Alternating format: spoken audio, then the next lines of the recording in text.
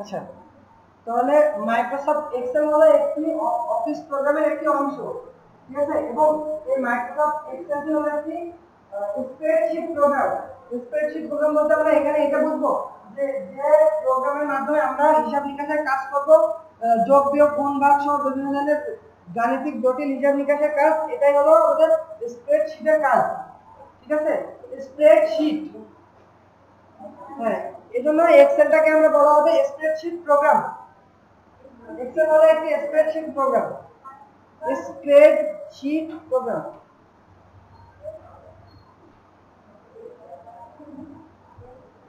Spreadsheet.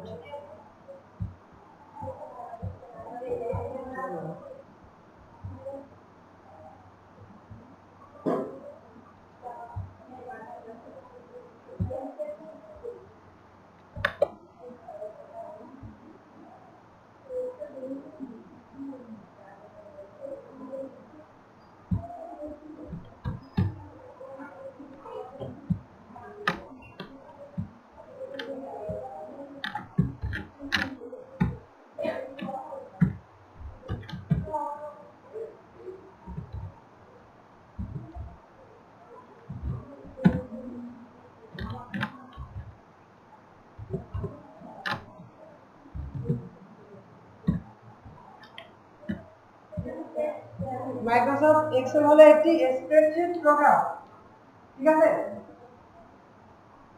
এই এক্সেলটা হলো আমাদের মাইক্রোসফট অফিসের একটি অংশ। এখন আমরা মাইক্রোসফট এক্সেল ওপেন করার পরে আমাদের সামনে যে পেজটাতে ডকুমেন্ট পেজ বা যে ডকুমেন্টটা ওপেন হলো, এই ডকুমেন্টটার নাম হলো ওয়ার্কশিট। অর্থাৎ আমরা যেখানে কাজ করব এই শীটে আমরা এখানে হিসাব নিকাশের যত ধরনের কাজ আছে এখানে এই শীটের মধ্যে আমরা করব, এই শীটের নাম হলো ওয়ার্কশিট। এখন দেখেন এই ওয়ার্কশিটটা আর এমএস ওয়ার্ডে যে ডকুমেন্টটা ছিল এটা কি এক? আলাদা না, ওটা ছিল একটা সাদা ব্ল্যাঙ্ক ডকুমেন্টের মতো, সাদা পেজের মতো। কিন্তু এটার মধ্যে কি আছে? এটা হলো ছক আকারে আছে। এখন এই ছক দেখেন, এখানে একটা ছক তৈরি হয়েছে কিভাবে? অনেকগুলো কলাম এবং অনেকগুলো সারির মাধ্যমে না? এখানে অনেকগুলো কলাম এবং অনেকগুলো সারি আছে। এখন প্রত্যেকটি কলামে দেখেন এক একটি করে নাম আছে। এখন এই কলামগুলোকে এ বি সি ডি এই নামে নামকরণ করা হয়েছে এবং সারিগুলোকে কি নামে নামকরণ করা হয়েছে? সারিগুলো 1 2 3 4, তাই তো। এখন এই যে ঘরে যে সবগুলো আছে এক একটা মানে একটা সারি এবং একটা কলাম মিলে ছোট একটা ঘর তৈরি হয়েছে। এই ঘরকে কি বলা হয়? এই ঘরকে বলা হয় এক একটি সেল, ঠিক আছে, এক একটি সেল বলা হয়।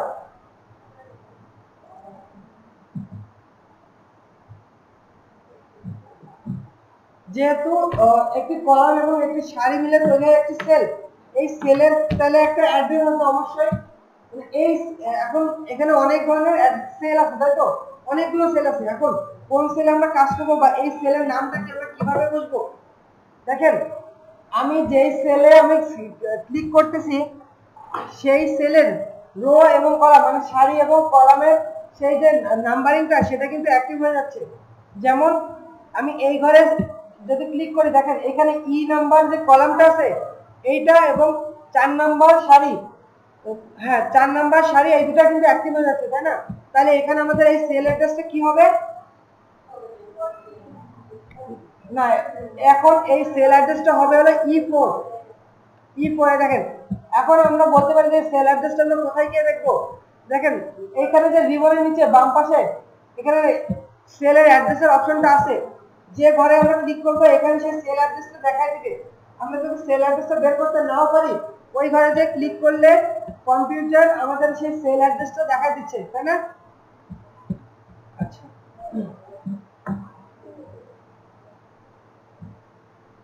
এখন আমাদের এই স্প্রেডশিটে তো অনেকগুলো কলাম আছে এবং অনেকগুলো সারি আছে, তাই না? এখন তাহলে আমাদের স্প্রেডশিটে কতগুলো কলাম থাকতে পারে বলেন তো? এবিসিডি করে তো আছে, তাহলে কতগুলো থাকতে পারে বা কয়টা থাকতে পারে? 26টা, মানে এ থেকে জেড পর্যন্ত।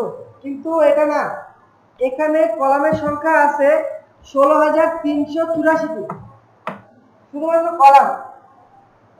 কলামের সংখ্যা আছে 16,384টি। এগুলো আপনারা যদি মনে না থাকে লিখে দিতে পারেন। কলাম কয়টি, রো কয়টি এবং সেল কয়টি। আচ্ছা লিখে দিচ্ছি।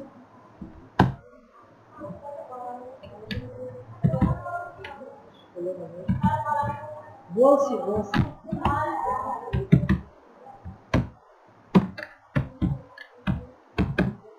কলাম হলো 16,384টি। এখন কলাম কোনগুলো বলেন তো? কোনটাকে কলাম বলে? সোজাসুজি যেটা সারি সোজা লাইনে যেটা আছে ওটা হলো কলাম, আর আড়াআড়ি ভাবে যেটাকে বলে ওটা হলো রো বা সারি, তাই তো? আচ্ছা, এখন এখানে আমাদের এবিসিডি এইভাবে আমাদের কলাম আছে 16,384টি। তাহলে আমাদের এখানে রো কয়টা থাকতে পারে? কারো কোনো আন্দাজ আছে কতগুলো থাকতে পারে? না, একই সংখ্যা না। হ্যাঁ, এখন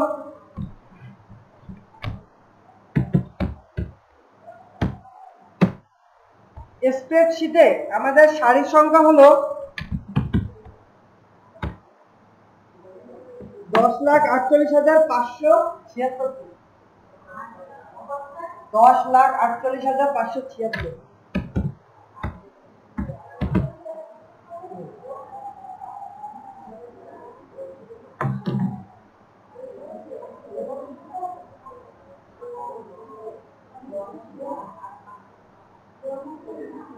আচ্ছা, তাহলে এক একটা সারি এবং এক একটা কলাম মিলে তৈরি হয় কি?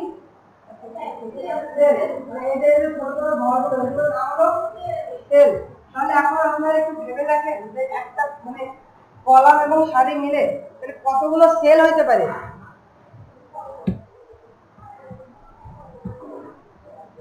এখানে একটা জিনিস এখানে দেখতে পাবেন যে এই যে স্ক্রলার বারটা আছে, এই যে বাম পাশে এবং সরি নিচে এবং ডান পাশে যে অপশনটা আছে এই যে ওঠানামা করা যায়, এটার নাম কি কেউ জানেন? এই যে উইন্ডোজের ডান পাশে যে একটা লম্বা বারের মতো আছে, এটা ক্লিক করে ধরে ওঠানো নামানো করা যায়, ঠিক আছে? এই বারটার নাম কি? টুলবার। আচ্ছা, এই বারটার নাম হলো scroll bar. Scroll bar, scroll bar.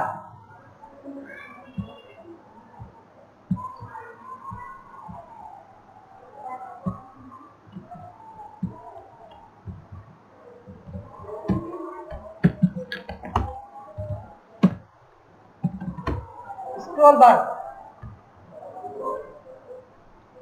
আচ্ছা, এটার নাম তো স্ক্রল বার। এখন দেখেন আমাদের মাউসে একটা চাকার মতো একটা ডিভাইস আছে না, মানে চাকা লাগানো আছে না, ছোট বল মতো। এখন ওটা কিন্তু ঘুরাইলে পেজটা ওঠানো পারে, তাই না? তার মানে কি, এখন আমরা যেহেতু এটাকে বলতেছি স্ক্রল বার, তাহলে আমাদের মাউসে যেটা দিয়ে আমরা ওঠানো নামানো করতেছি সেটার নাম কি জানেন? না, এটা তো বার, এবং যেটা দিয়ে আমরা ওঠানো নামানো করি সেটার নাম হলো স্ক্রলার। মানে মাউসের এই যে গোল চাকার মতো যে জিনিসটা আছে এটার নাম হলো স্ক্রলার। স্ক্রলার, এটা হলো স্ক্রল বার, এটা হলো স্ক্রলার। স্ক্রলার।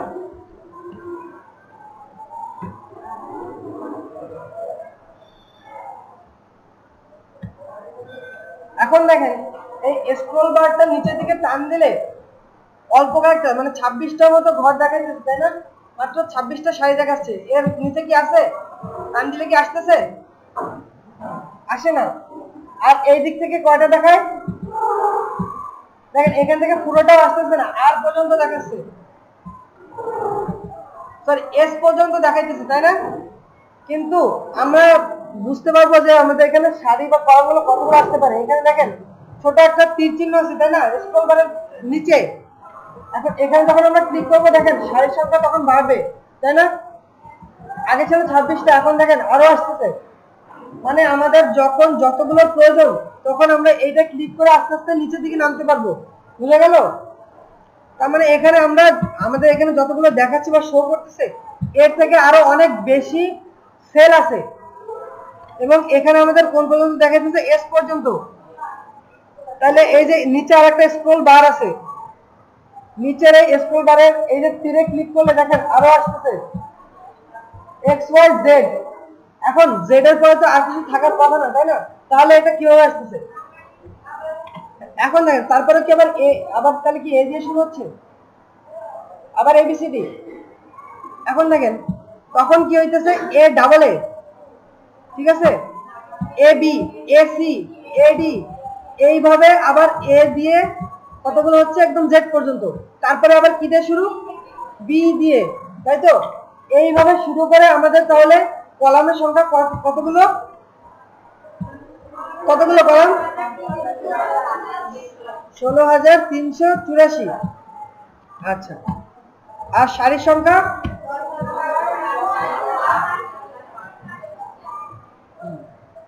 এখন তাহলে সেলের সংখ্যা কত?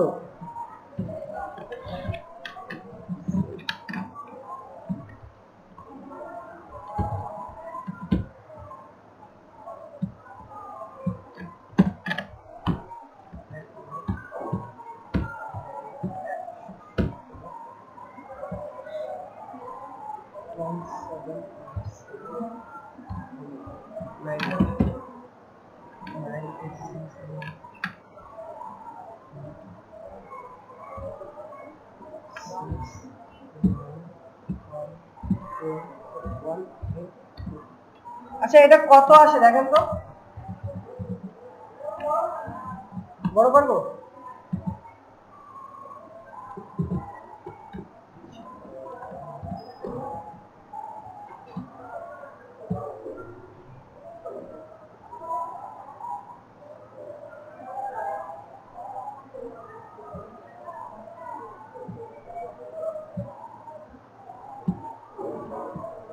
এটা কত বেলছে পয়েন্ট একটু, এখানে কত লাগাচ্ছে?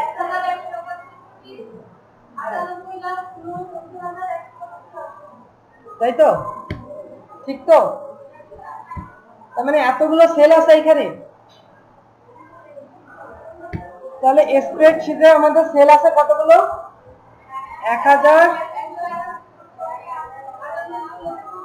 1,69,183টি।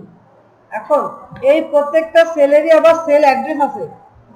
এখন সেল অ্যাড্রেস কোনগুলো?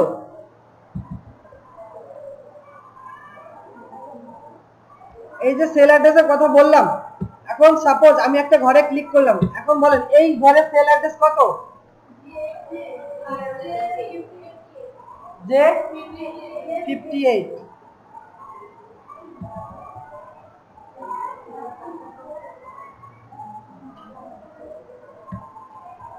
এই ঘরের সেল অ্যাড্রেস, এই ঘরের 12। এখন আমরা যখন এই সেলগুলোতে হিসাব নিকাশ করব, তখন এই সেলের ভিতরে কি আছে এটা আমাদের ইম্পর্টেন্ট না, যখন আমরা যোগ বিয়োগ গুণভাগ করব, এখন একটা সেলের সাথে আরেকটা সেলের যোগ বিয়োগ গুণভাগ করব, ঠিক আছে? আমরা এখানে এর ভিতরে যদি সংখ্যা যদি 100 থাকে বা 12, 14 যাই সংখ্যা থাকুক, 10,000 থাকুক, আমরা এই 10,000 এর সাথে কোনো কিছু যোগ করতে পারবো না। আমরা যোগ করব কি, একটা সেলের সাথে আরেকটা সেল, ঠিক আছে? আচ্ছা, এখন আমাদের এখানে একটা জিনিস আছে দেখেন, উপরের যে বারটা এটার নাম আমরা কি বলছিলাম? উপরে যে বারটার নাম, এটা বারটার নাম কি? Title bar. এখন টাইটেল, এখন এখানে দেখেন অনেকগুলো অপশন, আমাদের এখানে এমএস মাইক্রোসফট ওয়ার্ড এবং মাইক্রোসফট এক্সেল এর একদম একই জিনিস, তাই না?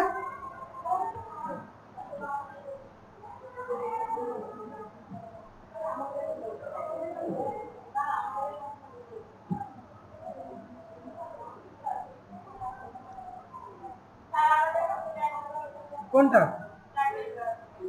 টাইটেল বার, এই যে উপরে যে বারটা আছে না, উপরে যে বারটা আছে এইটার নাম হলো টাইটেল বার, নিচের গুলো ট্যাব। আচ্ছা যাই হোক, হ্যাঁ নিচের গুলো ট্যাব হলে হলো। এখন এখানে বলতেছি যে মাইক্রোসফট ওয়ার্ডে আমরা যে মেনুগুলো এখানে পাইছিলাম, এখানেও কি সেই মেনুগুলো আছে না? এখানে দুই একটা একটু চেঞ্জ আছে, তাই তো? যেমন ফর্মুলা, ডাটা, এগুলো ছিল না। এখন তাহলে আমাদের এখানে ফাইল মেনুর ভিতরে যেসব কাজ আমরা এমএস ওয়ার্ডে করছি আর মাইক্রোসফট এক্সেলে কি এই কাজগুলো কি আলাদা আলাদা? এখানে সেভের কাজ কি? সেভের কাজ কি? সেভ কি করে? সেভ করার সময় আমরা সেভের মানে আমরা এই সেভ বাটন দিয়ে সেভ করি, তাই তো? আচ্ছা, সেভ অ্যাজ কখন করা হয়?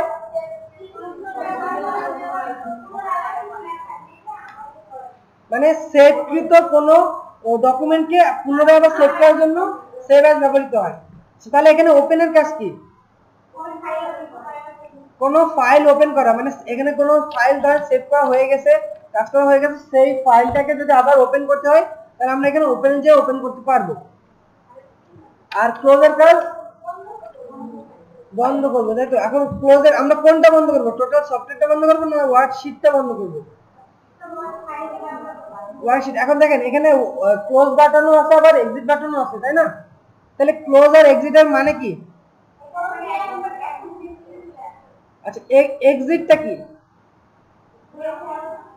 এক্সিট মানে বের হয়ে আসা, মানে এই প্রোগ্রাম থেকে এই সফটওয়্যার থেকে আমরা বের হয়ে আসবো। আর ক্লোজ হলো মাত্র শুধুমাত্র যে ওয়ার্কশিটে আমরা কাজ করতেছি বা যেই ডকুমেন্ট আমরা কাজ করতেছি সেইখান থেকে আমরা বের হয়ে আসবো, ঠিক আছে? আর এখানে নিউ এর কাজ কি? নতুন কোনো, হ্যাঁ, নতুন কোনো ফাইল বা ডকুমেন্ট ক্রিয়েট করা, তাই তো? আচ্ছা, তাহলে এখানে আমরা প্রিন্টের কাজটা কি? ছাপানো, রং করা, তাহলে কি করা?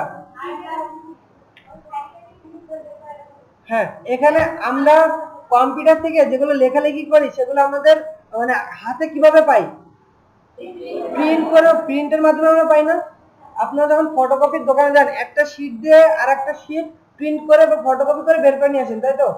এখন আপনারা অনেক সময় কম্পিউটার দোকান থেকে আপনারা একটা জিনিস অনেকে হয়তো বা করছে যারা পরীক্ষা দিতে, যে এসএসসি বা এইচএসসির বা আরো যখন অ্যাডমিশন পরীক্ষা দেওয়া হয় তখন এর এখানে যে অ্যাডমিট কার্ডগুলো সেখানে আমরা কিভাবে বের করি?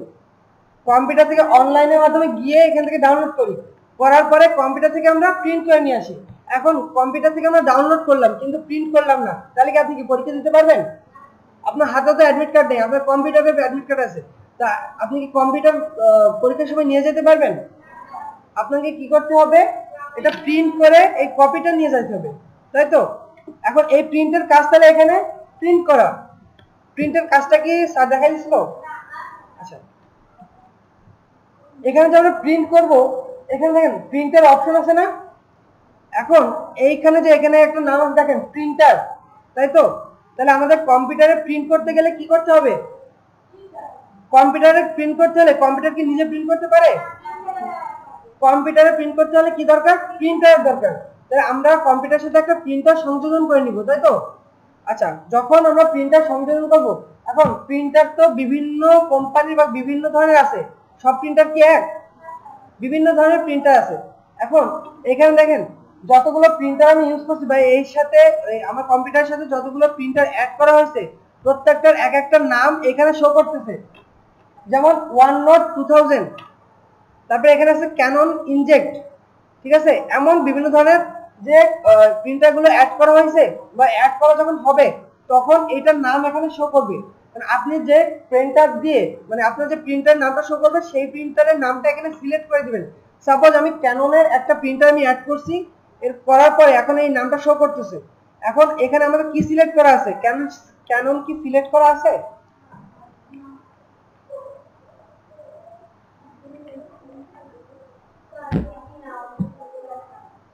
আচ্ছা, দেখা যায় না।